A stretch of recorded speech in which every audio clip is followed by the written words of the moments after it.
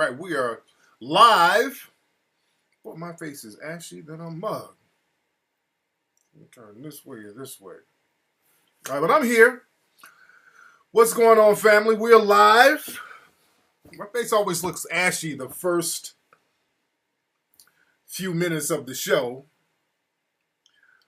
All right, but I'm here. We're live, right here, live on Ustream. My hands are ashy. Goddamn. I'm not presenting myself well enough for the family tonight. But nevertheless, I'm here. It's Sunday night, live on my Ustream show. So glad to have everybody in the house tonight. Melanoid Empowerment is all up through here. I'm glad to have everybody tuning in. You know what? I'm going to have to keep me a little jar of some cocoa butter in my office down here at my house. Let's see. Did I block you on Instagram? I don't know who you are, brother. When somebody asked me if I blocked them on Instagram or Twitter, I don't know who you are. I block a lot of people. So you must have said some shit that you should not have said or done something you should not have done, and that probably got you blocked. But there's a lot of stuff we're going to talk about tonight. Tonight we're going to talk about Daniel, what's his name? Holtzclaw, the white supremacist cop that was raping the sisters. We're going to talk about him. We're going to talk about this situation that's going on with the so-called Black Lives Matter people. Old Netta and D-Ray and those dudes, they're up to their old shenanigans. Who's been throwing shots? Well, hey, okay. Well, some of these people I've already, pretty much done them in.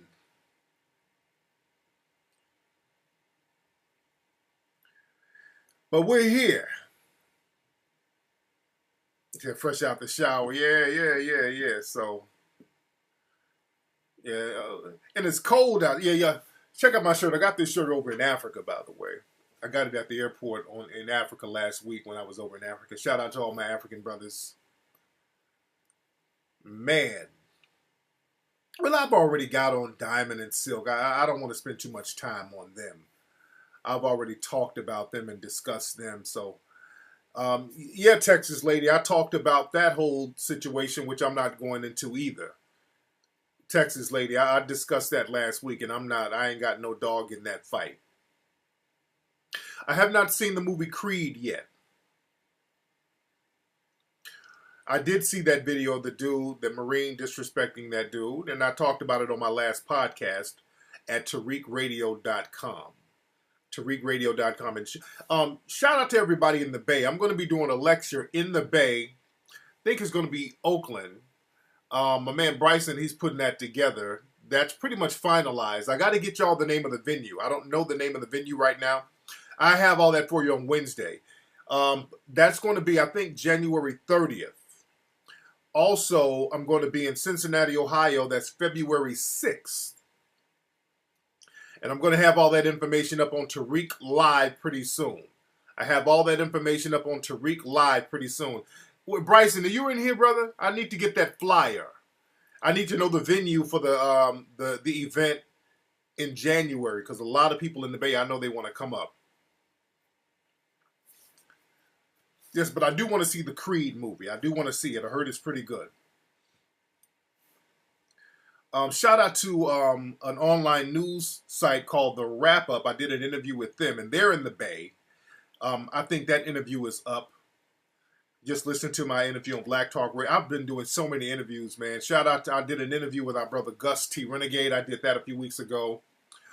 The interview I did with Big Boy, they put that up on World Star. Shout out to World Star. I've been getting tons of people emailing me for relationship advice. I've been getting flooded with people after that Big Boy interview went up on World Star. People are flooding me for relationship advice. So I got in 2016, after I get everything completed with Hidden Colors 4, and what we're looking at for Hidden Colors 4, the release date will most likely be April, because we're in the middle of editing. We got to get it's a tedious process. I really wish people understood how tedious the process is of editing a documentary, because you got to get thousands of pictures and images and videos, and we got to shoot stuff. So we're right in the middle of doing that. We've done principal photography. Now we're shooting a lot of B-roll stuff. So we're getting it in. So we're looking at, I wanted to have Hidden Colors 4 out by Black History Month, but that's going to be rushing it. So most likely it's going to be no later than April 2016, which is the first Hidden Colors. We put it out in April 2011. So we're taking our time to make it crisp. We're taking our time. I cannot rush it, because I was getting on my editor the other day, because my editor, he's a foreign dude. He's, where is he from? I think he's from Italy or something like that. And, you know, I got to go and make sure he's on top of stuff. So it's a process. It's a process. You say Crispy was trolling on what? Yeah, Crispy follows me and trolls everything I do on the internet. If my name pops up on the internet, he's right there with his 20, 30 different screen names saying something crazy and mentioning himself. If you see his name in something, it's always, he always goes into something that I'm on and mentions himself. So, you know, but that's what you do to a motherfucker who's destroyed your career. I've destroyed this nigga's career, so it is what it is. I'm going to discuss that whole thing with Sean King and some of those Black Lives Matter people. Sean King, shout out to Sean King. Sean King is a journalist. He's a biracial brother. He looks almost looks white. And there was a little controversy a few months ago where people were saying that he was another Rachel Dolezal who was pretending he was black, but he was really white. But he's just a real light-skinned dude who could pass for white. But, you know, one of his parents is black. So, you know, I think that's been proven.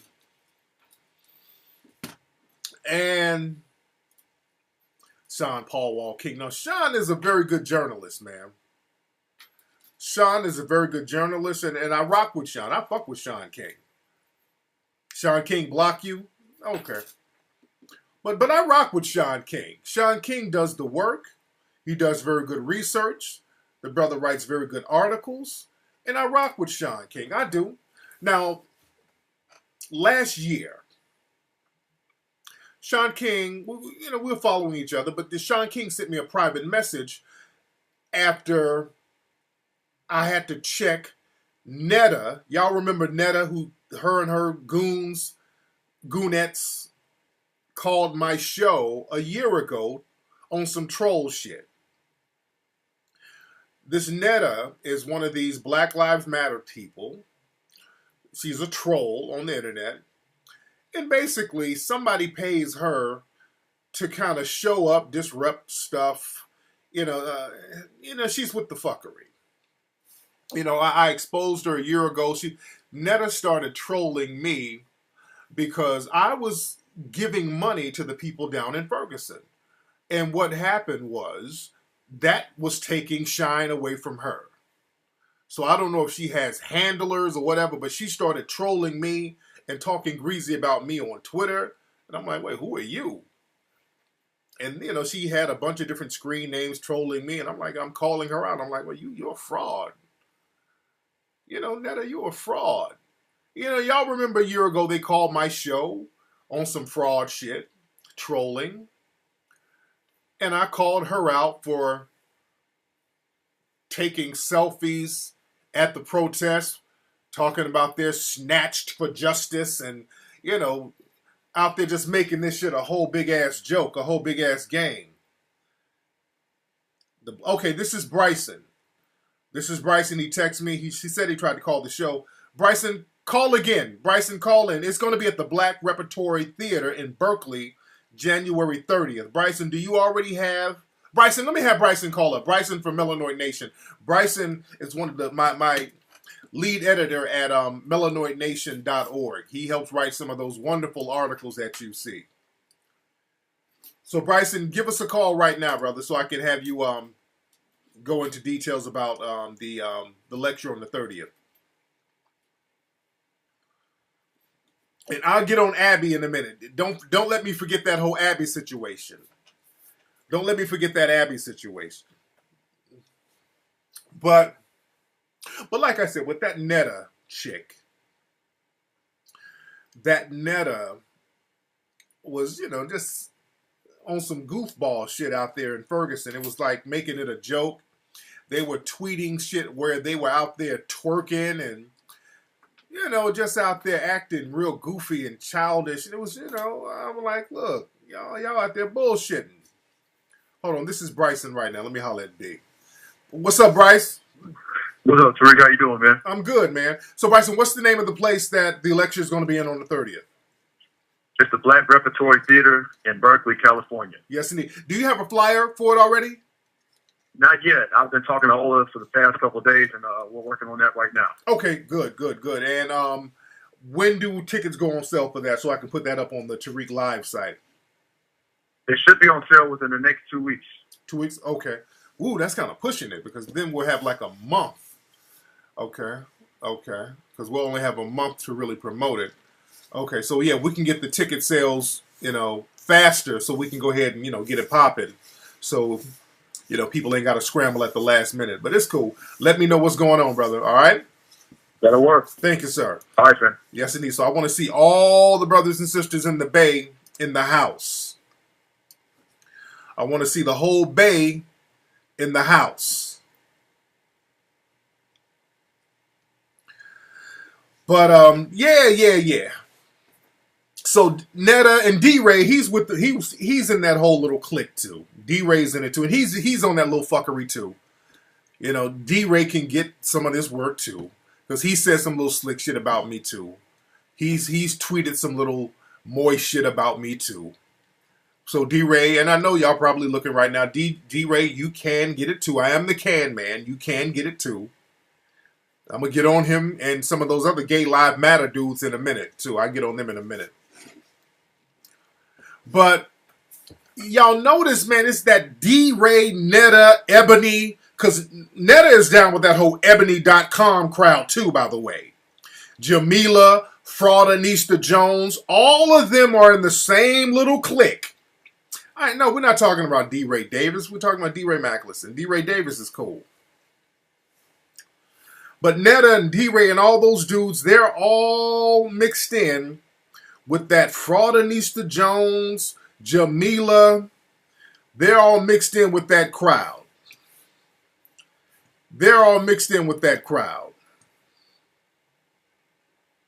You dig? He said, Koi Lives Matter. Hilarious. So, I was like, they're trolling me in the whole nine. And Sean King sent me a private message on Twitter. Sent me a direct message. He was like, hey, Tariq. He was real respectful. He was like, yeah, these women are complaining about you. I'm like, well, Sean, Netta, these women are trolls, man. I don't take them seriously. Which I don't. I don't, that whole Ebony crowd, I don't take them seriously because I know they ain't about shit. Fraudinista, Jamila, oh, they ain't about shit. I don't take them seriously worth a damn. Because if they get too out of line, look, I got lawyers. Just like they got some D-list actress to kind of mention my name in a greasy way and went overboard on some real slanderous shit, and I put the lawyers on her little broke ass. You did? Because I know when to shut shit down if it gets out of hand.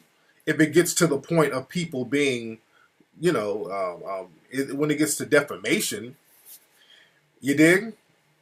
But I let Sean know. I said, Sean, these are people, I don't really take them too seriously, brother. They're trolls. They're just kind of mad because I'm sending money out there to Ferguson and all that. And, Sean was like, well, no, they're not trolls. These are good people. This is what he DM'd me. And I'm thinking, I'm like, okay, well, Sean, you must not know them. And this was a year ago. I'm like, well, he must not know these people. They're not, these are trolls. Netta and all of these Fraudinista, these are nothing as insignificant trolls. That's all they are. Nothing more, nothing less. Pretending to be feminist. So I'm like, and I kind of backed off Sean King a little bit because I'm like, okay, if he ain't got enough game to see what's going on with these old fraud-ass chicks, okay, he's going to have to learn the hard way. So now he's learned the hard way. Because now it was a little Twitter scandal where Netta and Sean were bickering with each other. They were bickering with each other. Netta was talking greasy about Sean, and I think Sean said something to the effect of D-Ray told him privately that he don't really like working with Netta and all these other females or whatever. That sounds like some shit that D-Ray would probably say. He's a queen. Not saying that's a good or a bad thing, but queens do little shit like that. I don't like that bitch. That's queen shit. So I don't put it past him. So Netta started going at Sean King, talking about he steals money, talking about, they've defrauded people, but wait a minute. And I'm looking at that, I'm like, wait a minute, how was Netta accusing somebody of stealing some money? And if y'all remember last year, I exposed them, Netta and her little crew, of being accused of stealing money out there in Ferguson. If y'all remember, go back and listen to the archives of my show. The people out there in Ferguson, they were accusing Netta of stealing donation money. They were out there getting donation money and going to Walmart and Target buying clothes, allegedly. They were out there buying beer and partying and getting hotel rooms, allegedly. All right? I'm going to throw out allegedly because that's what the word was. And Netta was all copping pleas on Twitter, explaining, we had got the money and was supposed to get receipts and they had gave us this and they had gave us that. And they were doing shit like bailing their friends out of jail, from what I heard, who had warrants for other shit. They were just fucking the money off, allegedly. Somebody said D-Ray was buying lip gloss. That's not cool. Dude, and even people called my show back then talking about how allegedly Netta was a fraud. And even when I went down there in Ferguson, nobody was really fucking with Netta and D-Ray. So this is the thing, family. You notice that nobody black in real significant numbers really fucks with D-Ray or Netta, but the white supremacists and those in the dominant society are constantly telling us that they are our leaders. You notice that? D-Ray is, and all of them are always in some fuckery. Even, it was another journalist, Dream Hampton, which Dream Hampton has some kind of problem with me. I don't know why. Because she was talking a little greasy. But again, she's a part of that whole little clique. But they turn on each other. They're so fraudulent. They all turn on each other. And when they turn on each other, they start telling secrets. Dream Hampton said that she gave Netta $750 to go to D.C. to interrupt Al Sharpton. So now these people are dry snitching on each other. They're getting paid to go out and interrupt people. But you got to look, man. Think about it. When the people in the dominant society are trying to tell us who our leaders are, that's a red flag right there. They keep telling us that D-Ray is the next Martin Luther King and Netta is the next Rosa Parks. Now, when they tell you some shit like that, you gotta be weary. Because people in black society don't follow them like that. You dig? And everybody who, so many people are calling them out for being frauds. So you got to be weary of them. And from what I understand, Sean King was saying something to the effect of, hey, basically Netta and D-Ray, what they do is run up to the White House and take selfies and all that, which is true. You know, all they do is just go out and take photo ops and they don't really do shit. And they like to brag about how they go to all the protests. So the fuck what? You know, Netta, her thing is just, she runs around Target and Walmart with bull horns, just doing nothing. This whole thing of I showed up to protest, so now I'm supposed to have some type of authority is a crock of bullshit. All right, let's just keep it 100. That's why they were coming at me, because what we did, Melanoid Nation, not only we sent thousands of dollars out to Ferguson to help people out, we organized people to vote because we had the Recall for Mike campaign where we were trying to get people to recall the politicians there. So I was working with Senator Jamila Nasheed down there in St. Louis. Great sister. We were chopping it up, coming up with some strategies. So, we're trying to do behind the scenes tangible stuff. I did a town hall meeting there. Didn't have a lot. I didn't want nobody in there filming it because the Nettas and the D-Rays, these are just niggas who hop in front of fucking cameras every opportunity they can get.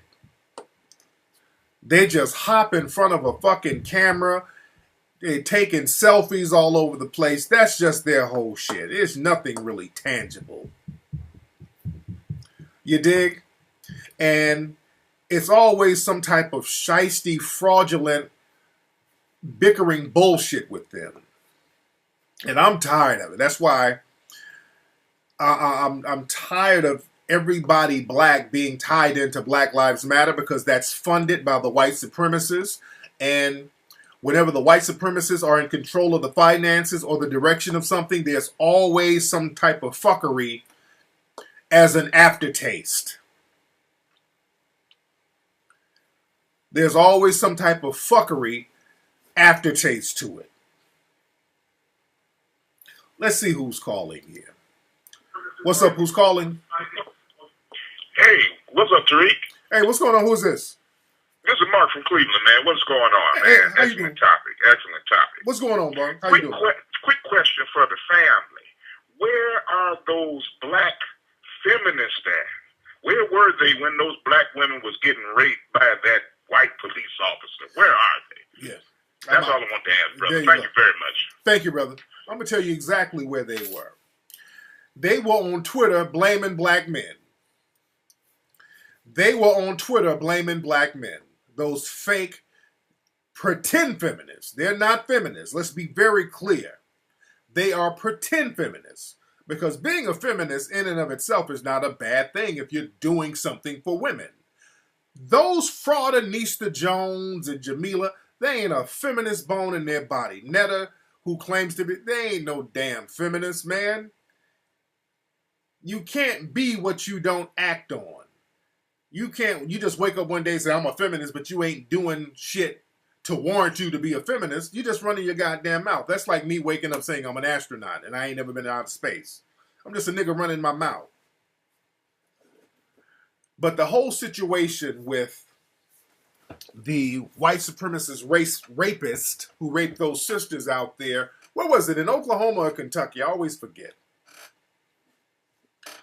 When that Daniel Holtzclaw, I think that's how you pronounce his name, when he was raping sisters. And understand this, family, with that Daniel rapist dude, they wanted to let him go. They wanted to let him go. They did not want to prosecute that dude. They did not want to prosecute that dude. They reluctantly prosecuted him, and they convicted him, by the way. He was convicted. I think they're talking about giving him 200 plus years, but he was convicted of about half of the rapes. That's the thing. He was convicted of about half of those rapes. Remember, the other half of those women, they found him not guilty. And it was some more technicality shit. It was some burden of proof bullshit. The only thing that got him was that damn DNA evidence. It was the DNA evidence. See, the thing is, with the DNA evidence, you can't use the lying crack hole defense, because that's what they were using with those women. They were using the lying crack hole defense. Well, these are a bunch of black lying crack whores. They own crack, they sell pussy, so they're lying. They were using that defense, basically. But when you have DNA and that proves that this fucking psychopath had vaginal DNA in his pants. Can't refute that. You dig? So it was the DNA that really got the dude. It was the DNA that really got him. And remember, look, there's still websites. There's a Facebook page talking about justice for Officer Daniel. There's white supremacists still trying to support this dude. And remember, now all of a sudden he's Asian. No. Don't let him run that game on you too. Because see, the guy is, his mother is Asian, but his dad is black. But don't let them run that, well, he's Asian. Don't let them run that bullshit. Because what they do, the white supremacists are real good when they want to distance themselves from some white supremacist fuckery. They'll start talking about somebody's ethnicity. Or they'll start acting like they ain't white no more. Do you know when that Daniel Holtzclaw was raping those sisters, he was saying little shit like, ha ha, I bet you never had white cock before. And another sister, he was like, yeah, is this your first time sucking white dick? So he knew he was white. All right, so he acknowledged his own whiteness, and this is in the testimony. So he was talking about his little old white dick. All right? He's white. He knew he identified with white. He knew he was white. All right? You go back and read some of those transcripts. He kept bragging on his white dick. So he knew what he was doing, and he's white. So don't try to let them play the Asian card on you. Just like with that Elliot Rodger, they tried to play the Asian card with him. Now, he identified with white. He said he was white, he identified with white, and he acted like a white supremacist too. But yeah, this Daniel, remember, when he first got arrested, they had a GoFundMe page for him, and it was raising thousands of dollars. They had to shut that GoFundMe page down for that dude. Talking about he retarded. No, he ain't retarded. That motherfucker ain't retarded. Stop that. Because that's another thing. People try to play the mentally ill shit. He ain't retarded. He was very slick about what he was doing. He ain't retarded. No. Okay, hold on. This is one of my other editors for another video. Okay. Hold on one second. Hold on. I will check it out. Okay. All right, sorry about that, guys. I'm always handling business. He said his eyes are crossed. No, he ain't that retarded. He ain't that retarded because the thing is he meticulously picked out women he knew he can get away with raping for a long time. This dude would go into like little databases basically and kind of look up women who had like jail records of women who were arrested for drugs or prostitution, and he would go and basically stalk these women. And, he'll see them walking down the street, and then he'll go shake them down and be like, hey, I see you got a warrant. I see you on probation. If you suck this dick, I won't take you to jail. It was that shit. So, don't miss me with the whole mentally ill shit. He knew what the fuck he was doing. He was smart enough to target people he could get away with for a long time.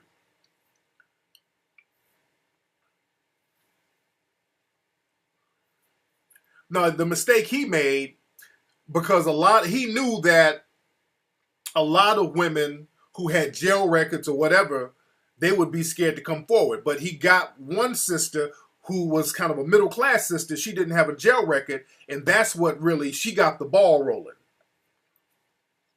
You dig? But that was some real dirtbag shit. And the way he was crying,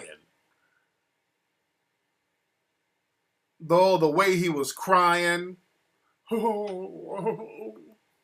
looking at the jury, I didn't do it. No, they gonna do your booty hole in. They gonna, when you go to jail, they gonna fuck what little Asian is in you. They gonna fuck that right up out of you. They gonna fuck an egg roll out your booty hole, nigga. So don't cry now. Because that was some real dirty, slick shit he was doing, man.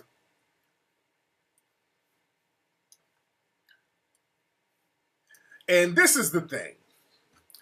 When all of this was going on, when this dude when he got convicted, there was a dude on Twitter, this little moist dude, his Twitter name is Brandfire. His real name is Branford Jones. I think that's his real name. He's just a little moist, insignificant, nothing-ass troll. He's trolled me before, for years. He's been trolling me. I blocked him, actually. The nigga's blocked on my Twitter. But this nigga named Brandfire got on Twitter, and he's one of these little gay lives matter niggas.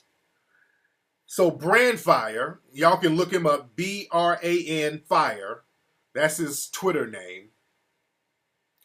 He got on Twitter, and he's one of these little gay lives matter niggas who pretends to be a male feminist. He's in that little circle too with that ebony crowd with Jamila and Fraudinista. He's with that little crowd too. He's another one in that little crowd. Again, that whole little Netta, Fraudinista, that little crowd too. It all goes back to them. This nigga was on Twitter talking about, well, it's black men's fault that Daniel raped those black women because black men be calling black women bitches and hoes, and black men be making rap records devaluing black women so other people devalue them too. This bitch ass nigga got on Twitter saying that. Fraudinista and Jamila and all these people started co-signing him, and they were retweeting him and all this old shit. And then the New York Post or the New York Daily News picked up on his tweet and put it out. They put out, this is the mainstream news press. They were like, activists blame black men for Daniel raping black women. They put that out in a mainstream publication.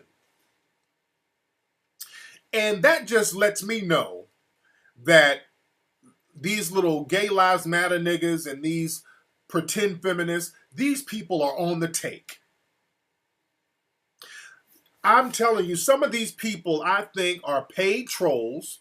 The white supremacists, they have them say goofy shit so that they can be used as sources for the mainstream media to pick up on. Because you got to look at it like this.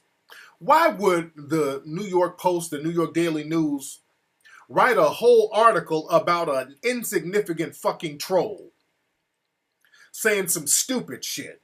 Why would a major publication write an article about a nothing-ass troll like Brandfire?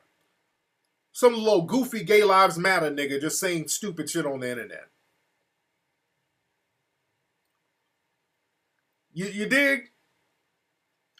So every time some of these major outlets jump on something, they will use some type of so-called black activist as a source. Just like when those holla back chicks got Fraudinista and all those other Negro bedwenches to get up here talk shit about black men so that the holla back organization, they wouldn't look racist when they would throw black men under the bus. Which I told you they were racist from day one, and then later on everybody else found out how racist they were. But when you look at the fuckery, it always traces back to that whole ebony crowd. That's not a coincidence. It always goes back to Jamila, Fraudinista, all that little circle. It always, the fuckery goes back to them. I've been warning y'all about them for years. And Netta, she's with them too. Netta is connected with them too. Why is it that this little small circle of coonettes is always fuckery with them? Because Netta has, I think she's contributed stories to ebony.com too. So all the fuckery goes back to them. Who's paying them to keep up the fuckery? We know George Soros is one of them. And the holla back is another one. And they write for magazines like Ms. Magazine, which is CIA backed.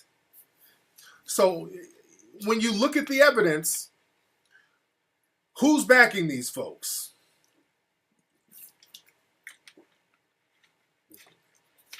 So when y'all see their names pop up, just understand, most likely the white supremacists, they've backed some more of their fuckery. Man. Oh yeah, Fort Harriet, all that. Those Negro bedwench sites. Yes, indeed. Just follow the fuckery. Anything with black Twitter that has something to do with fuckery, it goes back to that circle. Anything to do with so-called black Twitter and fuckery, it goes back to that circle. Yes, you said, did I see Stitches get jumped by his boys? Yeah, Stitches, he just needs to sit down. It's a wrap for Stitches. It's a wrap for Stitches. CIA owns Condé Nast, who owns Reddit. Reddit? Okay. Yeah, Reddit is racist. All of them racist, 4chan, all that. All these are, and you know, as a matter of fact, any website or message board where there's a preponderance of people in the dominant society, if you notice, it's always racist. Wherever you see online a bunch of basically non-black people, basically all they're doing is practicing racism, white supremacy. You go to YouTube, look at the comment section. It's a bunch of white supremacists. You go to Yahoo Message or go to any Yahoo article, you read the comments, nothing but white supremacists. Topics, that website, nothing but white supremacists. Anywhere they can go online, and let's not even get on Stormfront, but anywhere online where there's a bunch of non-black people, all they do is sit around and talk shit about black people. As a matter of fact, name a non-black site that don't, I'm talking about message boards. How many don't talk shit about black people? No matter what kind of industry it is, if it's like a gaming website or whatever, sooner or later somebody's going to start talking shit about black people. Almost all of them just talk shit about black people. You saw a YouTube channel dedicated to Negro bedwench. Oh, I got to see that. I think there's a website, negrobedwench.com. There's a whole bunch of stuff where people talk about Negro bedwenches. Oh yeah, J.P. Morgan owns a nice chunk of Ebony now. So that's when the real... You notice the fuckery with Ebony magazine started the minute it became partially white owned. The minute Ebony became partially white owned, first of all, that's when they brought Jamila's ass in there around 2011, right around the time J.P. Morgan bought that stake in the company. So right on cue, the fuckery started. Melanor Nation is going to have to run a whole story about that.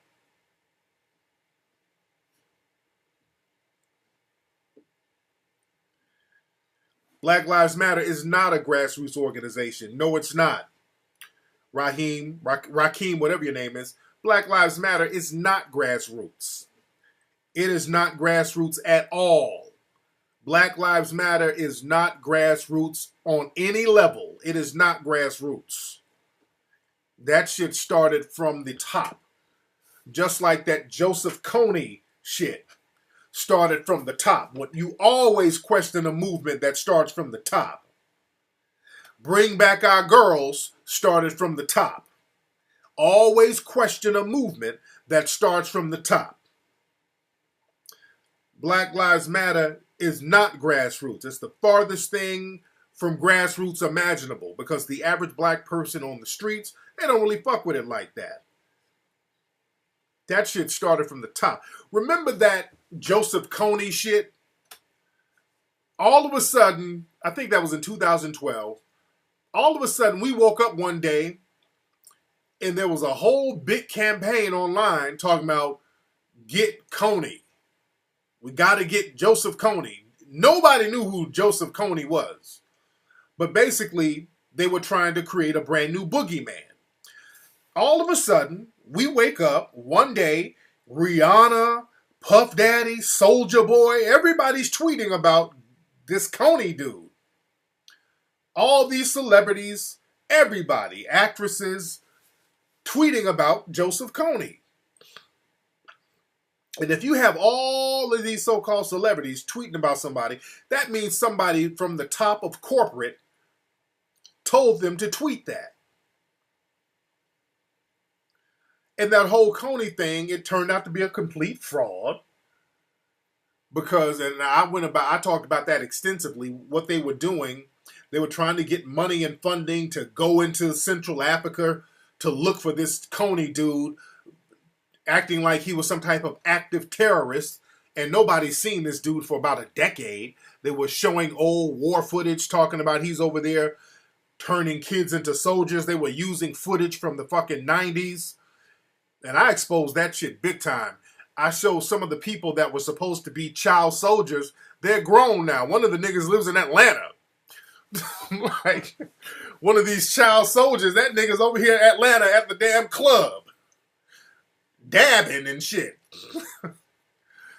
So, that whole thing was a farce. And the guy, one of the guys who was the head of that whole thing, he had a nervous breakdown. His ass was down in San Diego naked, trying to fuck a stop sign, you know, putting his dick up in a stop sign, doing something. He was crazy as cat shit. So that whole thing fell apart.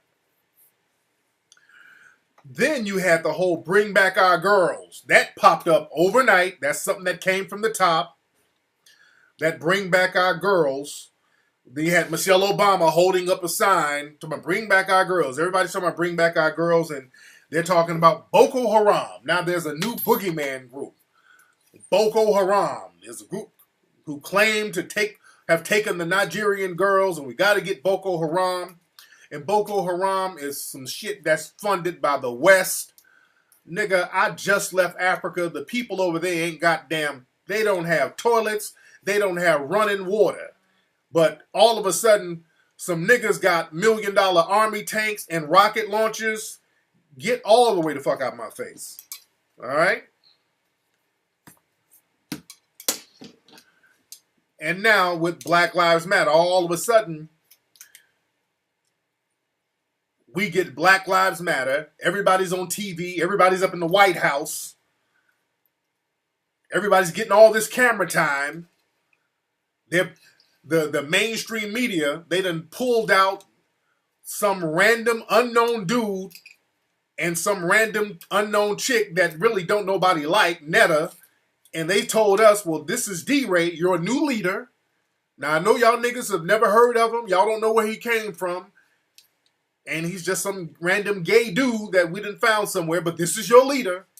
And this is Netta. She's the new Rosa Parks.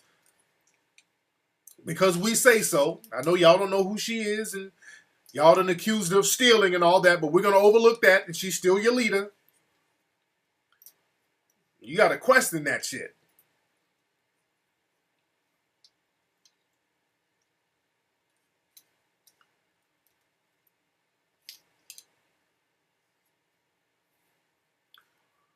Yeah, so any movement that comes from the top, when all of a sudden the mainstream media, they're telling you who you need to follow and all that, that's a red flag right there. Movements, a grassroots movement, you know when there's a real grassroots movement because people in the community will galvanize around that. Just like with the Marcus Garvey movement. That was a movement that didn't have anything to do with the mainstream. And as a matter of fact, the mainstream people like W.B. Du Bois and all that, a lot of these people were paid to thwart and sabotage the Garvey movement. Like what we do, Melanoid Nation, Hidden Colors, we're a grassroots movement. That's why you notice we always get the most shade thrown at us from the Nettas, from the D-Rays, from all those fraudinistas, that Ebony crew. That's where we get the most darts thrown at us from these niggas who are funded by the corporate people. They always throw shade and darts at us. You dig? Because we're 100% grassroots.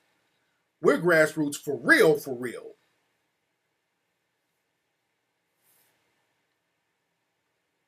I haven't seen the Chirac movie yet. I want to see that. I heard it was pretty cool. The reviews are good, but I want to see it. What's up? Who's calling? Hello? Hello. Hey, what's up? Who's calling? This is Levante from Milwaukee, Wisconsin. Levante, how you doing, Levante? What's on your mind, brother? I just wanted to ask you a question about the way you bring the message towards the Metaloid Nation and how you unfold the white supremacy. Do you feel that you have eyes watching you, or do you feel that white people are trying to sabotage your character for the way you bring the information to us? Oh, yeah, most definitely. Oh, most definitely. Every time we put out Hidden Colors, or we're about to put it out, there's always a bunch of slanderous articles about me. Almost every time. It's almost a ritual. Every time we're about to release Hidden Colors, there's a whole bunch of negative articles about me that just pop up out of nowhere. So I'm pretty used to it by now. But again, when you got a momentum going, you just have to expect that. And we live in a system of white supremacy. And in the system of white supremacy, when you're doing something that's going to counter that and bring justice and black empowerment, that's something that you have to expect. So, you know, I'm used to it, and I don't shy away from that. Because my thing is this, family, even if you don't do anything, the white supremacists are getting you right now. There's black folks out here. Another brother out here the other day from Linwood, California. This brother done got shot in the back and executed. So no matter what you do, you can be walking home, you can be hiding, whatever. These white supremacists are taking no prisoners. So you might as well just stand up and speak up for your goddamn self. You feel me? Right. Right. And it's funny because the other day, you know, I do security on on my time off at work or whatever, and I'm reading this book. You probably heard of it, but it's like The Time Before Columbus, and forgot the author name, but he has the references to journals of Columbus and everything like that. And I'm reading his book, and I live in on the outskirts of Milwaukee, so it's predominantly white. And the people who was coming in the restaurant was like, what book is you reading? Like, was scared that I was reading the book. And one of the white dudes came at me like wanted to attack me. And I was like, man, why are these people trying to come at me like this? And, you know, to a point where he wanted to fight. Wow. And I'm like, man, and I just knew how much of, you know, just by me having the information that I know, and by you and Dr. Omar Johnson, I listen to all you guys, and I just got done reading the ISIS papers. I just realized a lot of the information that, you know, out here, and that we are at a war right now. Yes, we are. We most definitely are. And it's a lot of people like my family. They don't know. They say, like, I got an uncle. He says that he's a humanitarian. Brother, I gotta let you go, brother. Okay, brother, you can't ramble. Goddamn, brother. Brother, much respect to you, but you can't call up and ramble, brother. You just kind of going on and on. Damn. Okay, brother, I feel you, but I gotta move on, y'all know the routine here. All right. We can't ramble. This nigga's about to go into some shit about his uncle. All right, brother, cut that shit short. Much respect, but goddamn, I get it.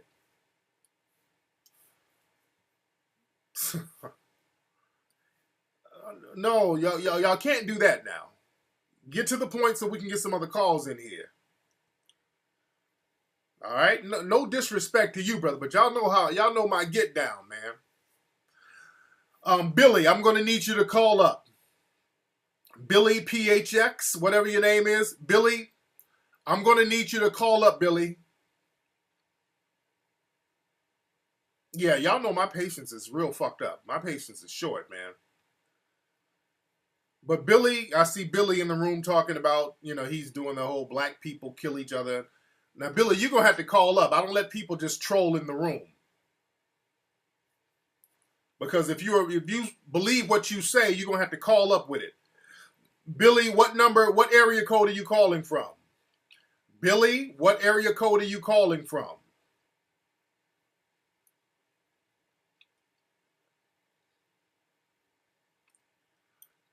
Billy, you're going to have to call up. You're not getting my phone number. Wait, Billy, okay, let me block you. Hold on, let me do this. Let me block you. Billy, if you don't call up, I'm just going to block you, okay? That's the great thing about this room. I can block trolls. All right, Billy, you out. You're not just going to sit in the room and troll. We block you over here. Would I recommend going to Africa and bringing her to the States? I don't know what that question is. Yeah, so we got some white supremacists up in here. No, you're not. This ain't that kind of party. You don't get to troll and do all that old monkey shit up in the chat room. You're going to have to call up with yours and say what you got to say to me. And the phone number, in case you need to know it, is 818-850-5404. That is the number. 818-850-5404. That is the number.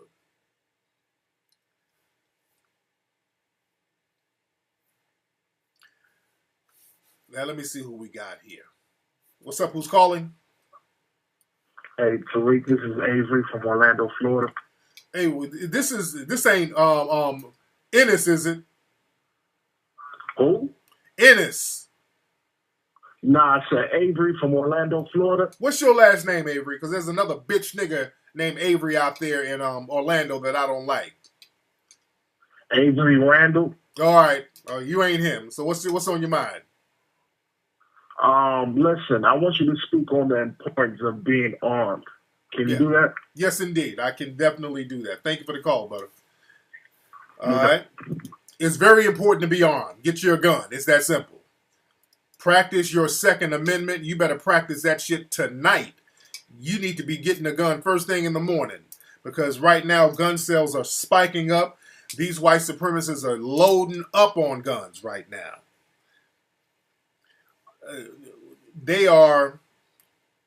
Some of these different states are relaxing their gun laws so the white supremacists can get armed. Y'all better get y'all gun game together and protect yourself.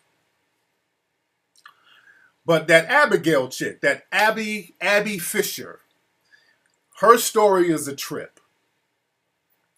There's a white lady down in Texas. Her name is Abigail Fisher. Now, this woman, she wanted to go to a certain college university. Was it the University of Texas? What school was it that she was trying to get in? Abby Fisher was trying to get into this university. Her test scores, and they weren't up to par. She didn't get in, but there were some black students at the school. And I think the black population is less than 4% at the school from what I understand. So she tried to get into this school in Texas. She couldn't get in, but there were black students in. So her whole argument was that whole white supremacist argument. Well, because of affirmative action, they didn't let me in because these other black kids who were not qualified, they got a slot that I should have been in. Now, there is zero proof that these kids got in because of affirmative action, or that their test scores were somehow low and they just got pushed in. Zero proof. Zero. And instead of saying, hey, there's some black kids who are a little bit smarter than me. Oh no, it couldn't possibly be that. This is an affirmative action violation. So this girl has her case taken all the way to the damn Supreme Court. And they're actually looking at the case. This woman has taken her case to the Supreme Court. She's been shot down a number of times. They're like, look, your test scores were garbage. Nope, it's these niggas are getting something that I'm supposed to get. And that just goes to show the arrogance of white supremacy right there. It ain't even equal. Again, like I said, from what I understand, it's less than 4%. It's only a handful of students of color at this school. It's predominantly white. So all the other white kids got in. But for her to just, it's like, oh no, black folks couldn't possibly be smarter than me. Because whenever they tell us not to play the race card, oh, don't make everything about race. But the minute we get a position or we get admitted into something or we get one up on anybody in the dominant society, oh, affirmative action. He got it because he was black. Well, they play the affirmative action race card on us. We couldn't possibly be good at anything. The nerve. The fucking nerve, dude. My God, that's... White supremacy is some arrogant shit, man. And another thing that kills me is that black folks are getting their constitutional rights just violated on a daily basis. We're getting slaughtered in the streets. And none of these cases are going to the Supreme Court. Because really they get cashed out before it can go. But this is the case that's seen by the Supreme Court. This bullshit so-called affirmative action case. We got to get some of these cases of black folks getting slaughtered. These cases need to go to the Supreme Court. And this is why these families keep getting cashed out. Because they don't want these cases going to the Supreme Court. That's one of the deals.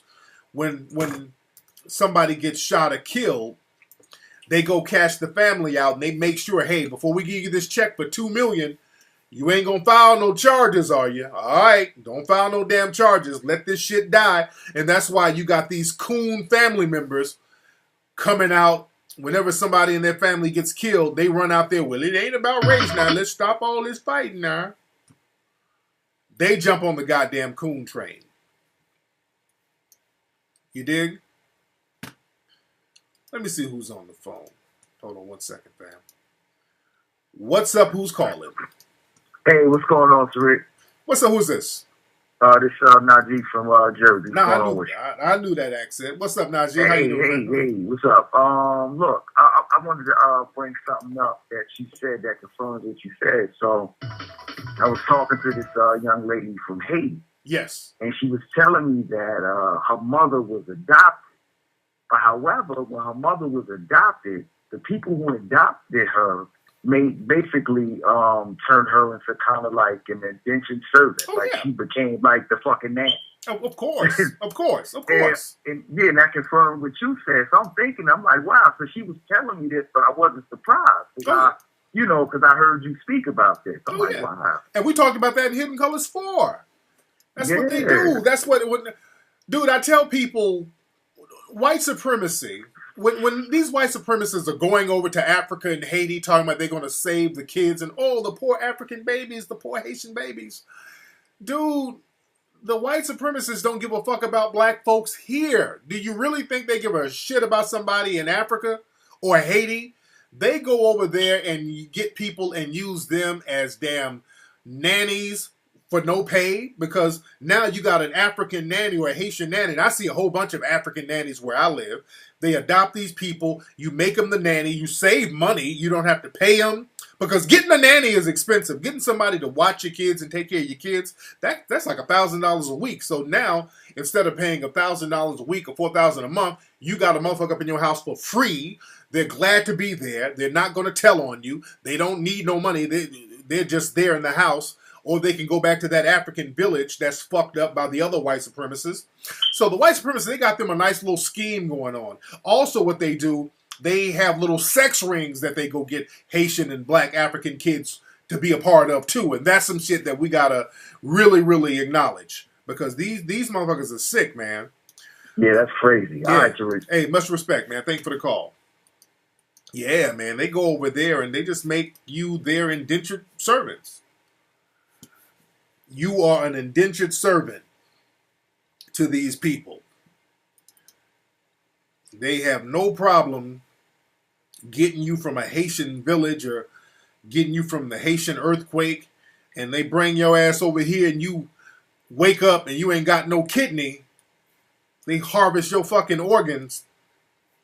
We talked about that in Hidden Colors 3. Y'all better get Hidden Colors 3 if you have not seen it. If you haven't seen Hidden Colors 3, you better go get that. Let me see who else is on the phone. What's up? Who's calling? Yeah, what's up, dude? This Gorilla Face from RDA. What's up? How you doing, What's bro? up, Gorilla Face? That's a hell of a name, brother. Yeah, because I believe in guerrilla warfare and guerrilla warfare for economic development for black folks. But this is what I want to break bread with you, and maybe you can expand on it. A lot of black folks in North America don't know how to vote. So I'm just going to tell black folks how to vote, and I hope you let me get the time to tell them. Yes. First of all, we need to find out what we need on the state and federal level. Yes. Second thing we do, we create programs and get funded for it. Yes. Third thing we do, we draft bills or create bills to help us for our calls and programs. What we do, we create a delegation of other people like yourself, Dr. Umar, and the brothers and sisters who listen to you, and to present our demands to all the presidential candidates on the local and the state, well, not the presidents on the state level, but all the politicians, whoever can meet our demands for agree to try to get them done. That's what we vote for. Yes, all this time we can vote for Bernie Sanders and all these other people, because a lot of people don't understand. Over 60 to 70% of the House and the Senate are multi-millionaires. Yes. So so that's all I want to say, and I love you, brother. Stay strong. Keep doing your thing. I love you, brother. Much respect, man. Real good information. Good stuff, man. And that's the thing. Because I would like to, Bernie Sanders, he's the lesser of the many evils. I can rock with Bernie Sanders because he's talking good so far. But somebody, and I wish I can get in a room with Bernie Sanders.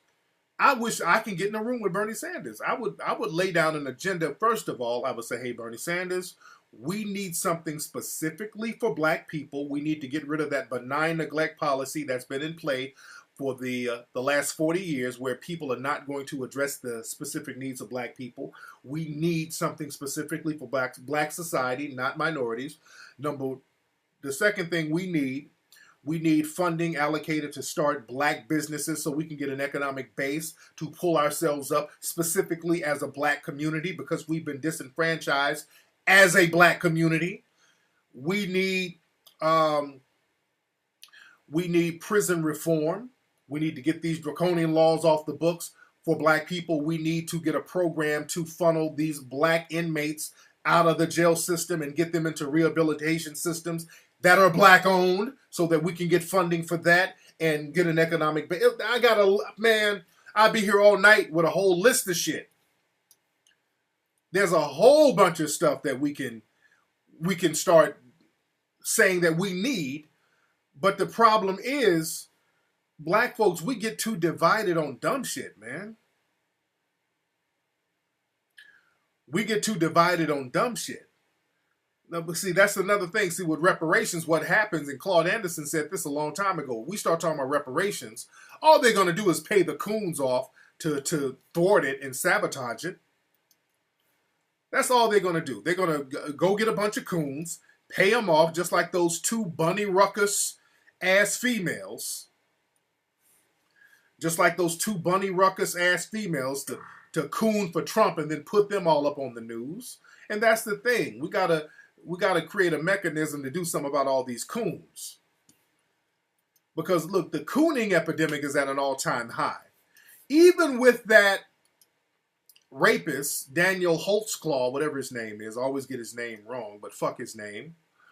Even with him, do y'all know they went and found a coon to support him? That Holtzclaw dude, they went and found a coon. They literally went and they went fishing for coons.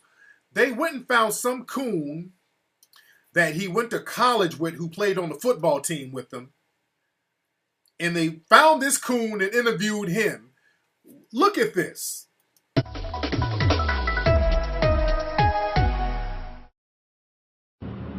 Yeah, there was a detective on the stand that explained that there is a huge difference between community policing and what Daniel Holtzclaw is accused of having been doing with these communication with some of these alleged victims. Meanwhile, we also heard for the very first time from one of his supporters. 10 years of knowing Claw, I just cannot fathom these things being true. And I have yet to see any of that in the testimony. This former college friend and football teammate flew in from Detroit to stand with a man accused of sexually assaulting 13 women. To date, nearly 24 people have testified. The things that he's alleged to do, that's just not the person that I've gotten to know. The Facebook conversations between Holtzclaw and his accuser that the jury saw, he says, shows he's a man concerned about others. He's not the type of person that would prey on other people or try to bully or try to force or weasel his way in. And he strongly believes this is not about race. I don't buy it, honestly. I don't buy it, and I hate that it's even come to that, and that's why I'm here as well. Say that that's not his personality. He does not have any issue with an African American community or the people in it. And right now, that friend and the jury. You know how much they went and flew a coon in. They went all around the country. And you know what it looks like? It looks like the police unions use their resources, because those police unions, you know, they got money. They went digging into the background of Holtzclaw. They went and found some black person. They went and found a college buddy or somebody who played on the football team with him. They went to Detroit. They done gave that nigga some money. Somebody done gave him some paper, flew him down to the trial. Because, come on now, why would you fly in to a trial for somebody you went to college with years ago? You went to a college years ago with somebody, now you're going to fly in to support him. They paid that nigga. Not only did they pay him, that shit was orchestrated by probably the police union and the media, because all of them are tied in. The police union, they got lawyers, so one of the lawyers or somebody allegedly for the police unions, and this is my conjecture, they said, okay, look, let's find this coon, we'll contact the media, because how did the media know who to interview? How did the media know who to interview? How did the media know who to interview? Did he call up and say, hey, I'm coming down here and I'm going to... Who did the media know who to interview? That shit was orchestrated by the police unions, the lawyers, and the media, who all work together.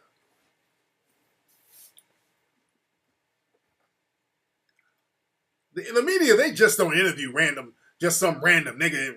How did they know he was coming to town? That's a whole thing they're all in on. They have coons on deck.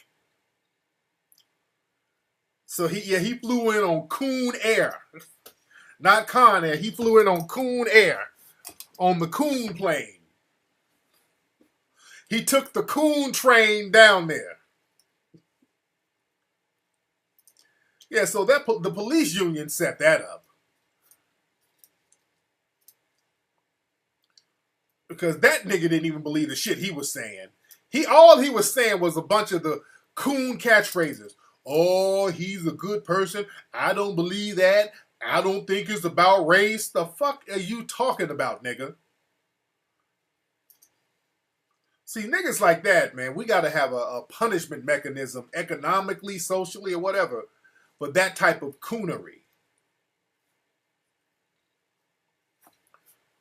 My goodness. What's up? Who's calling? Yeah, it's Dave from the east side. Now, Dave, first of all, nigga, you better stop fucking mumbling, nigga. This is not 1-900 pussy pop, nigga. You talk up, man. You sound too sultry to be on the phone with another man, first of all. Now, what's going on with you? My bad. Like, yeah, I would like to say about the police. Like, I'm actually a police officer. You a cop? Hold, you a police officer, nigga? How long you been? You sound like that. Like, hey, nigga, pull over, nigga. I'm gonna get you. Pull over, nigga. Put your hands up. How long you been a police, nigga? Like 18 years. How old are you? I'm 38. You 30. You 30 and you been okay. So, Yeah. okay. So what's on your mind, brother?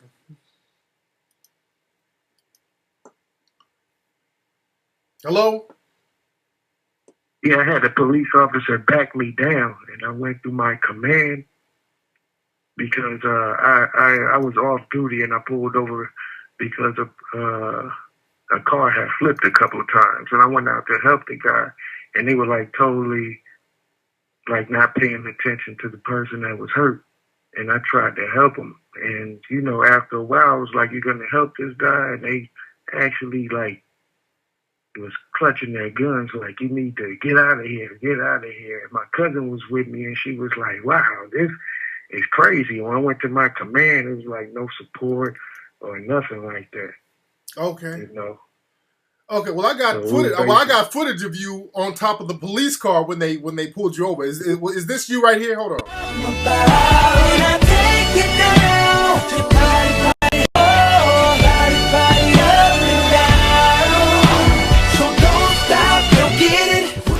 Get the fuck out of here, stupid ass. This nigga wasn't no damn cop sounding that fucking ignorant. Nigga know good and well he wasn't no damn cop. Tell me he's been a cop for 18 years.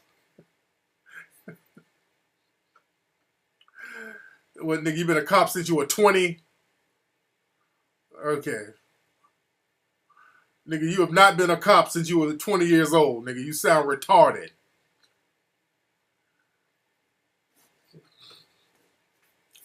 My God. This nigga, you could have sold your lie a little bit better than that. You could have said, well, I was a security guard. Or I was a greeter at Walmart or some shit, nigga. I would have believed that. Your ignorant ass wasn't nobody's cop. That was the worst trolling ever. You couldn't sell that for shit, nigga. Yeah, I was a cop. Get your ass off here, nigga. He couldn't even get the mathematics right.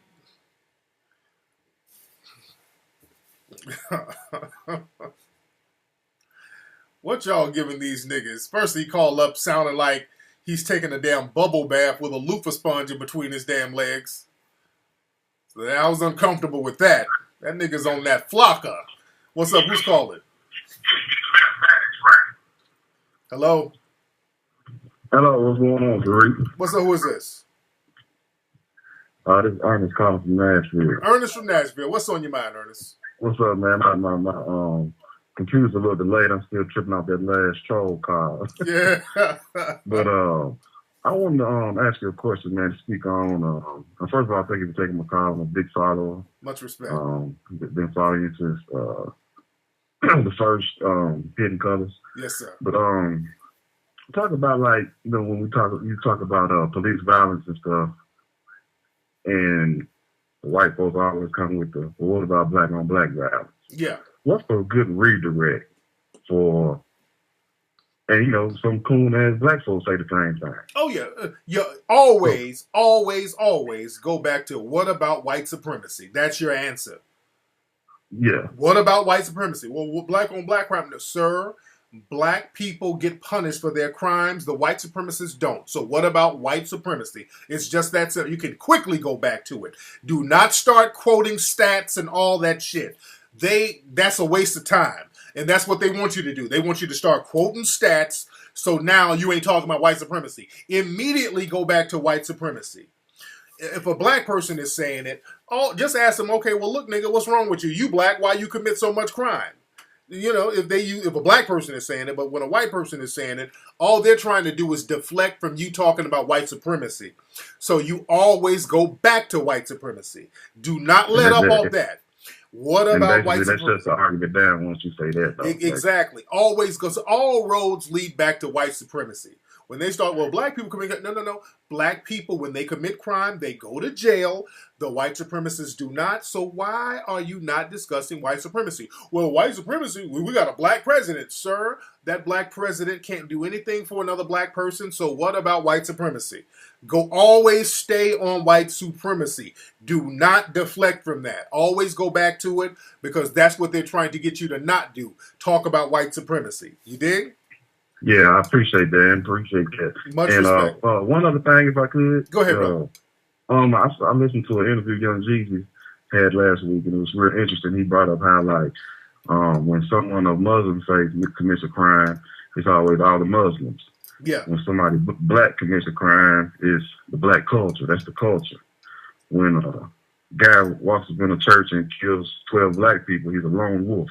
Yeah. Like, it's not all of them. It's just him. Yeah. And it's like, so every time it happens, they're always lone wolves. Where are all these lone wolves at? Exactly. There's a lot of goddamn lone wolves, and these wolves are doing the same damn shit over and over again, so they're not alone. You did? Right. But that's what it is, man. Thanks for the call, fam. I appreciate it. Yes, indeed. Yes, indeed. Man. And y'all follow me on Instagram. If you're not following me on Instagram, my Instagram is at Tariq Elite. TariqElite. What's up, Trag ED? What's up, Trag? We got Trag in the house. You dig? Yeah, Muslim is definitely a code word. Okay, I got to go watch some of my shows on TV and everything like that. Let me get one more call here. What's up? Who's calling?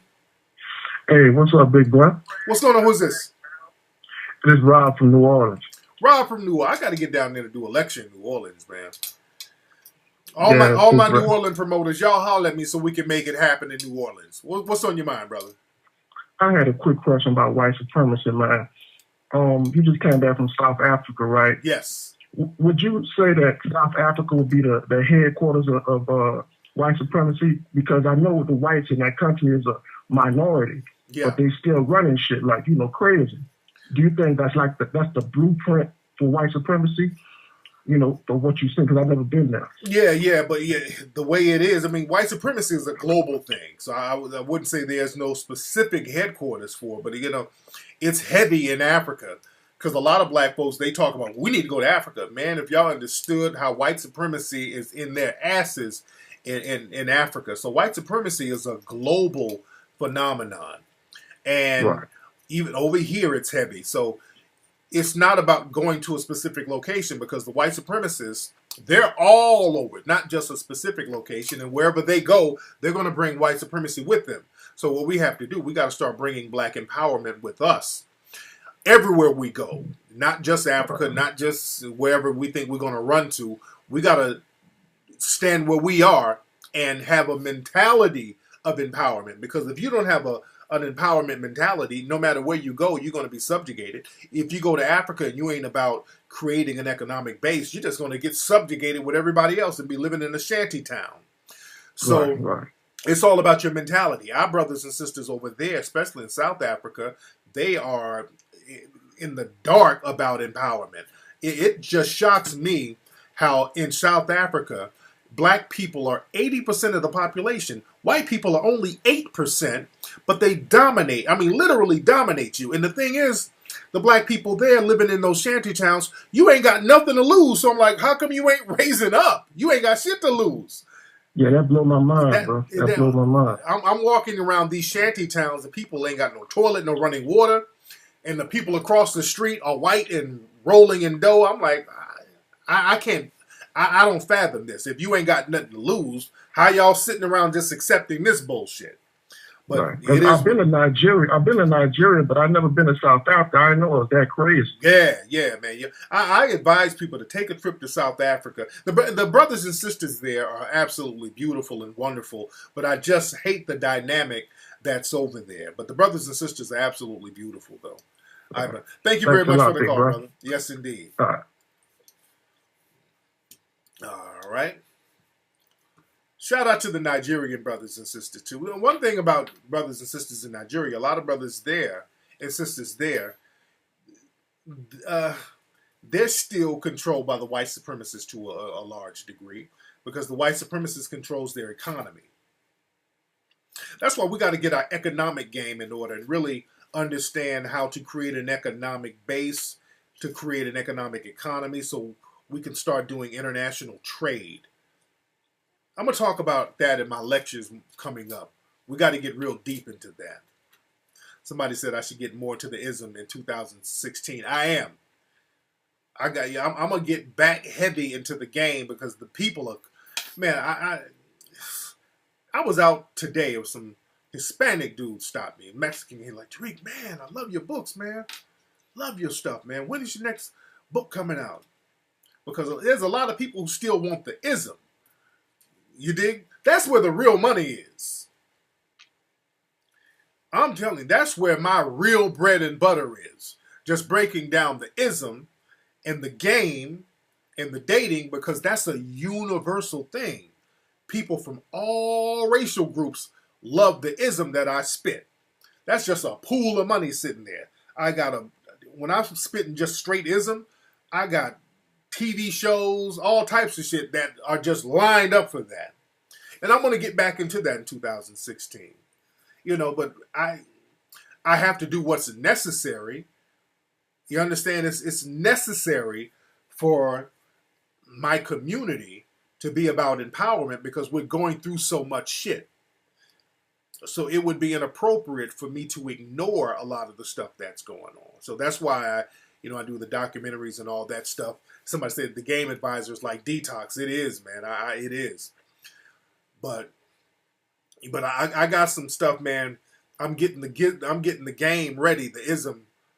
Because after I do this Hidden Colors, man, I'm coming back hard with the ism. I'm coming back with a project. I'm going to put together a television show.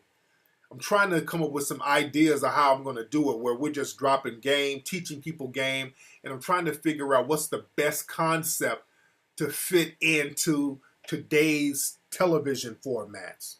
You understand? I've been to Nashville before. I did a lecture out there, man. Had a great time in Nashville. What's up, Newly Conscious? You said good luck with that. You won't be tuning in? Well, hey, brother, what I'm going to do when I stop doing the show tonight, I'm going to look upstairs in one of my closets and I'm going to see if I could find a fuck. Because I know I had one fuck left. And if I find that fuck, I'll be sure to give it to you. Because I can't find a fuck to give to you right now about you not tuning in. I can't find it. But I'll look for it later. Let's see who's on the phone. What's up? Who's calling? Hey, Tariq, what's going on? What's up? Who's calling? My name is Charles from Queens, New York. What's up, Charles? Queensbridge. What's on your What's mind? going on, guys? I want to tell you, man, I listen to your show a lot, and you're right about a lot of things as far as us living in a system, white supremacy, as far as the cooning out of Queensbridge, God. I gotta say, you about to step the police to Queens, God. What we need to do? People fucking God. Hello? Get out of here, you damn nigga! Hey, man.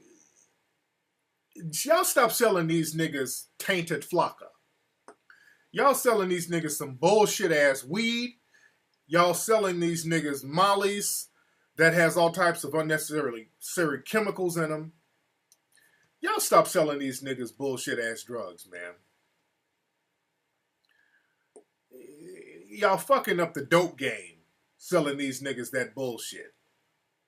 All right?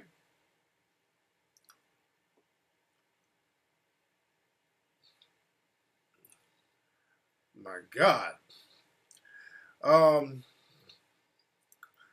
I would like that dude, the white supremacist who was trolling, I would like for him to call up. I want him to call up to see what he has to say. Yeah, crack is whack. Crack is whack. But I'm used to it. I'm used to these niggas growing up in these single mother homes. That nigga right there grew up with his grandma. And that nigga's grandma was a drug addict. That nigga's grandma had to take out her dentures and suck dick for rent money. So that's what she's raising a moist drug addict grandson. You dig? The apple don't fall too far from the tree. That nigga grandma had to get up at 6 in the afternoon, put on her little old orthopedic hoe heels, her wig, take her teeth out, spray on some white diamonds, and go out there on the track and suck a little dick for her medication money. And this nigga grew up in that type of household, and that's what you got right there. So I ain't surprised. Let's see who else we got. What's up? Who's calling? Who is this? Hey, yo, what's up, Tariq? This is Akindele from Oklahoma City. All right, man. What's on your mind, man? Not much, man. I was just giving you a call because, man, it's I had a neighbor who moved to California, but he was giving a shout out to Holtzclaw. Talking about he's praying for his family and everything like that. Oh, man. Lord. Man, pissed me off. Lord, these niggas, man, they killed me with that bullshit. But anyway, thank you for the call, brother. Shout out. What's up, Aki? Everybody say what's up to Aki J in the room. The beautiful Aki, a.k.a. Octavia. She's going over there to South Africa pretty soon. Aki's going over there. They're going to be macking to your ass, Aki. They're like, ooh, an American woman. They're going to be trying to spit. They're going to be trying to get that green card come up. Because those brothers, they got mouthpieces on them over there. They're going to be trying to holler.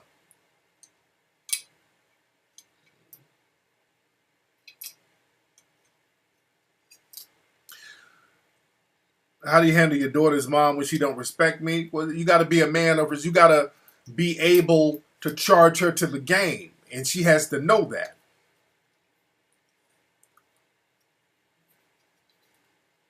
What's up, BNB? I don't... That ain't on me, man. I'm not discussing other dudes' beefs. That's on them. That is on them. Who is this, my daughter? Oh, my daughter just sent me a Christmas list. My little old spoiled ass daughter.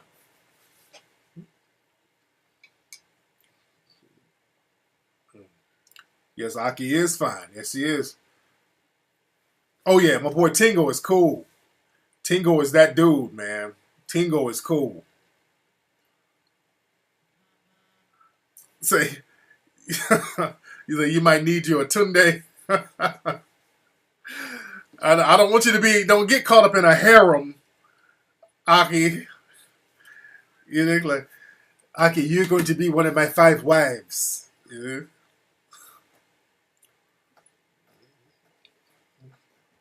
Man. What does my daughter want? She said she wants some kind of camera. What else?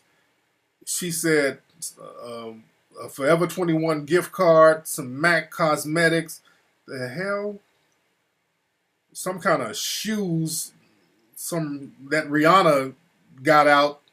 Some kind of Pumas from Rihanna. I'm like, shit. What Rihanna got some shoes? Some kind of shoes. How much are them damn shoes? Rihanna got some kind of deal with Puma. How much are those Rihanna shoes? My daughter won't tell me the price, so they might be high. What's those Rihanna shoes? They made by Puma.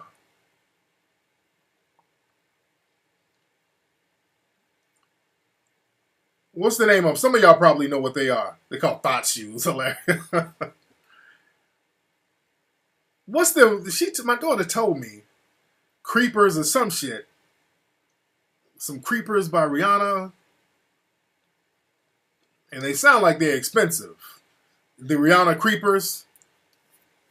They say they're dope. How much are they? Because my daughter won't tell me the price. How much are those Rihanna Creepers? $2.99. Shit.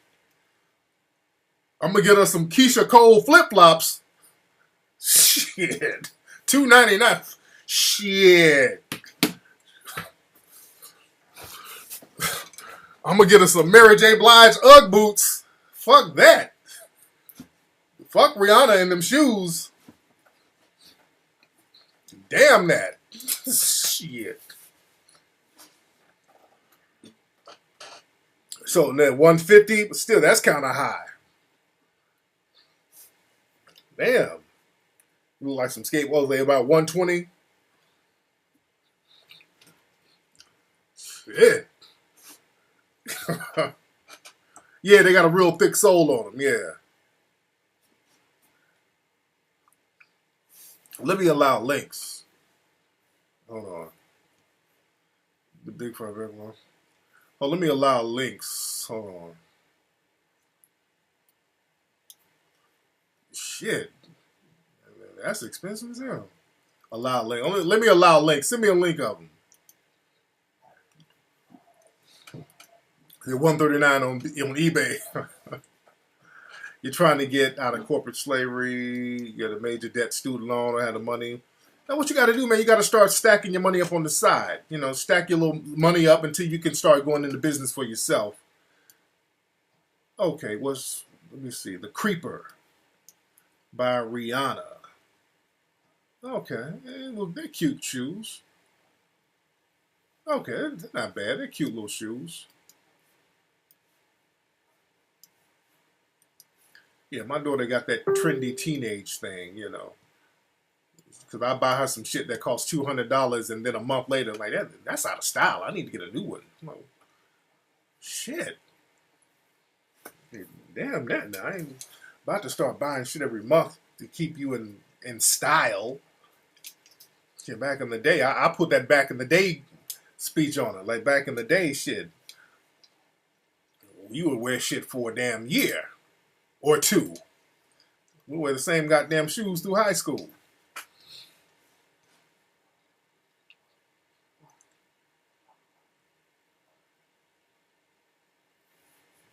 Let me see who we got on the phone. What's up? Who's calling? Hey, Tariq, it's your boy Yaka from Ontario, Canada. How you doing? Hey, man, what's going on? What's on your mind?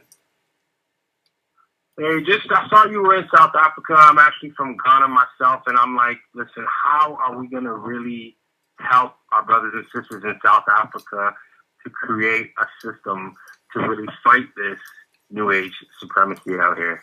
Yeah, man, I was thinking about that, man. What we need to do, just in Africa, period, what we in the West, we need to connect with brothers and sisters over there so that we can get some type of trade going on amongst each other so that they can not be so dependent on the white supremacists and those in the dominant society who are not really trying to empower them as a group over there. So it's very important that we all start to link up. I got to go to Ghana. I want to link up with brothers and sisters in Ghana and get stuff going on over there. I would like Melanoid Nation to do more things over in South Africa. Again, I've donated to some of the orphanages over there, but I want to get something going permanently over there. And also in Ghana. Also, I think they're bringing me out to Gambia, some kind of festival they're bringing me out to in 2016. I want to get some stuff going on out there. Get the Melanoid Nation Foundation School. As an act of good faith, we can put up a school here or there just to show them that we're down to help out the brothers and sisters there and just go back and forth and try to get some kind of trade going. When I was in South Africa, I had a lot of people make dashikis for me, and I noticed that a lot of people can sew and do stuff like that. That's something that we can look into. Again, the restaurant thing, that's another thing we can look into. There's a lot of things that we need to get our think tanks going so we can come up with ideas of how to link up and create an economic situation that will benefit all of us. You feel me? Yeah, definitely. Like studying what Marcus Garvey did and how we did the United Negro Improvement Association. I think we need to have some sort of a neo organization of that caliber and really focus, because the way I see the future, I'm one of them guys who looks forward, and it does not look good if we don't get this together, because they're going to recolonize Africa and we're going to be sitting here like stupid asses. Yes, indeed. What part of Ghana were you from, brother? Well, my mom is actually from the mountains. She's Chirapon, and my dad is actually from Takoradi. Yeah. So that's like the oil areas. Yeah. We've got actually family homes in different spots. So if you were interested, I could email you because I've got connections and I know you were interested in some real estate and all that. Yes, yes. So I definitely would like to forward you some connections. I'm going to be heading out there in the new year. So Okay. I can definitely scout out some things for you and then we can kind of chop it up. Email me that, definitely, brother. Email me that, man. Most definitely. All right? Okay, I'll definitely do that. Thank you for everything you're doing, man, and God bless you and your fam. I'll be in contact with you. All right. Much respect, brother. Yeah, what we do need an investment group. That's something that we need, and we need an investment group, and we need to brainstorm on the first business and what location we need to put it in too. That's something we definitely need. We need to brainstorm. We need to get an investment group, so we can start getting stuff popping. That's why we're going to have another think tank pretty soon. Knowledge yourself. You say don't do it. Knowledge yourself. Don't do what, sir? What are you saying? Don't do what?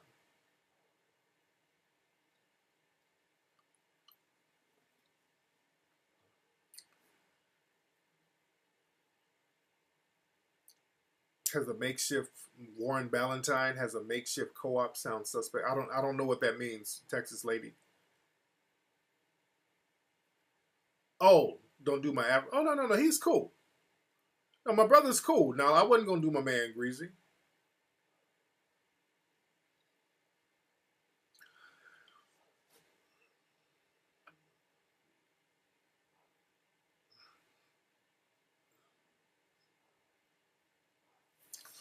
Yeah.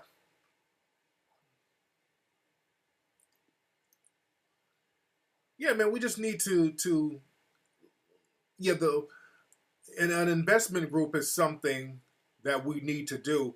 And again, I can get it together because see, people trust me. They know that and that's the thing, family, and this is very important. When you try to create an investment group, and the reason this is why I can raise a lot of money in a very short period of time consistently is because people trust me. They know that I'm going to do exactly what I say I'm going to do. It's very important that we start creating trust relationships with each other and do what we say we're going to do. There's a lot of people out here who put up GoFundMe pages and they don't do anything with the crowdfunding. A lot of people do that and they don't do anything. There's a lot of people who put up crowdfunding for movies, especially there's a lot of movies I invested in, like that the Brian Banks dude. Y'all remember him? That's the guy who was accused of rape. Some hood rat said that he raped her or whatever, falsely accused him. That he was in jail for a minute, then he got out. And he was supposed to do a movie about his life story. You know, and I invested some money in that. I put some money on that. And that dude's movie ain't seen the light of day. Nothing. Now this nigga done married a white woman and this nigga's cupcaking with this white woman. I ain't knocking him for the white woman, but goddamn, nigga. I ain't trying to pay for your wedding. Do something with the money we invested or gave to your crowdfunding projects. That's the thing, man. And that's why a lot of crowdfunding projects don't pop off the way they should. You dig? That's why a lot of crowdfunding projects don't pop off. See, with me, I'm gonna say I don't need a crowdfunding project to stack my own, put in my own pocket. I got paper. You dig it? I'm used to money. That's another thing, man. A lot of black folks ain't used to no damn money. So you get a couple of grand up in a crowdfunding account, you start seeing, you get nigga vision. You start thinking about rims and shit that you've always wanted to get, but you couldn't. You start thinking about turning up. You know, that nigga vision is a bitch. Cats, that's why a lot of folks won't invest they've never invested in an independent black documentary film like Hidden Colors. Hidden Colors was the first, and there was a reason why it was the first, because nobody didn't want to put any kind of real money up on a black history documentary that would tell the truth about black history. That's the only reason a movie like Hidden Colors wasn't done before Hidden Colors. Because what happens is, when it comes to talking about black history, cats want to go out and get a grant or get somebody white to pay for it. And if they got the money to pay for it themselves, they're like, well, fuck it. Why am I going to invest in that when I can go and turn up? You dig? So it's all about trust. It's all about trust. And people know that when I do something, I say something, I ain't got nigga vision. I got all the little nigga trinkets. I done had nigga trinkets forever. I don't need nigga trinkets no more. I don't have to turn up. I wrote books about how to turn up, so that ain't nothing that's new to me. You dig? I got all the vehicles, so that's nothing. I done been around the world way before Hidden Colors, so that's nothing.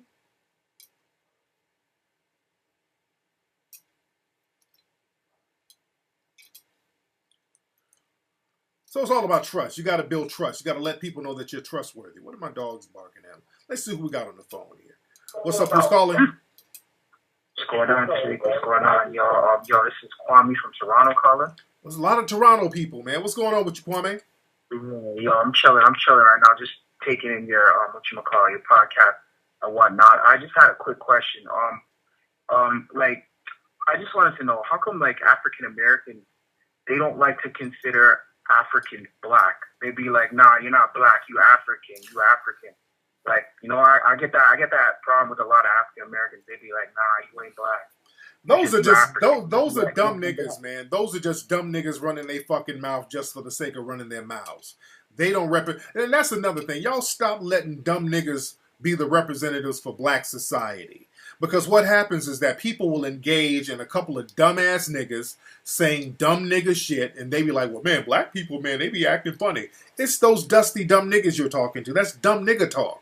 You got to be around people who are progressive. We all who got sense, we look at each other the same. When I'm around black people in Africa, that motherfucker is no different from me. Any person with common sense knows this. So if somebody's saying some shit that don't make common sense, that says a lot about you, because what the fuck are you doing even interacting with people like that? You dig? I feel you. No, you know what it is? I think, honestly, some people, like, I guess in their mindset or whatever, like, they honestly dead on think Africans are not black. And I'd be like, no, we're fucking black. If a motherfucker thinks like that, I'm going to question why am I even in a room with a nigga like that. I swear, that's what online, when I hear dumb nigga talk like that, I can just block them. I don't even engage when dumb niggas talking dumb nigga shit. I block them. And if I'm in a room with a nigga saying some stupid shit to me, I'm like, okay, I'm in the wrong place right now. How did I make a wrong turn? Let me get on my maps on my iPhone and find out where I need to be. Because if I'm in a room with somebody saying some stupid shit, I'm in the wrong place. Or that nigga's in the wrong place. So let me get security to get this nigga up out of here. You understand? We got to stop gravitating around dumb nigga shit. And we got to stop letting dumb nigga shit gravitate around us. You understand? Yeah, I understand. Clearly. Thank you for the call, brother. That's enough. You know, I'm not trying to have you go on and on. Y'all, that's another thing. Y'all niggas stop rambling. Learn how to get to the point. Y'all know my patience is short. He's about to go ramble some more. Y'all stop all that rambling. Brothers, you got to learn how to get to the point. That's why, man, I can't wait. I'm going to get back into the ism heavy. I'm going to talk about that. Man, I got to get on that. It's a whole new level of game that I got to start tweaking out here now.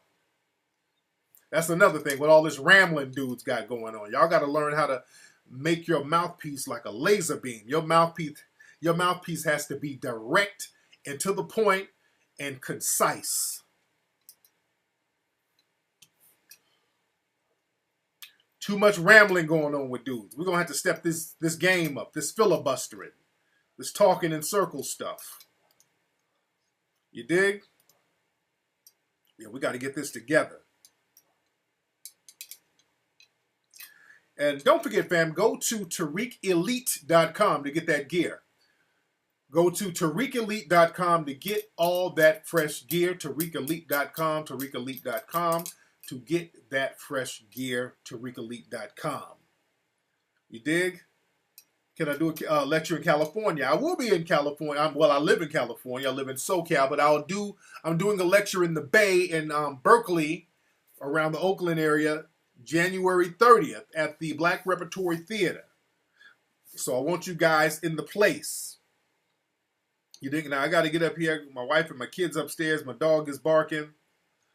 I got to see what's popping. TariqElite.com. We've had fun tonight, fam. Go to HiddenColorsFilm.com. Check out Hidden Colors 1, 2, and 3. I am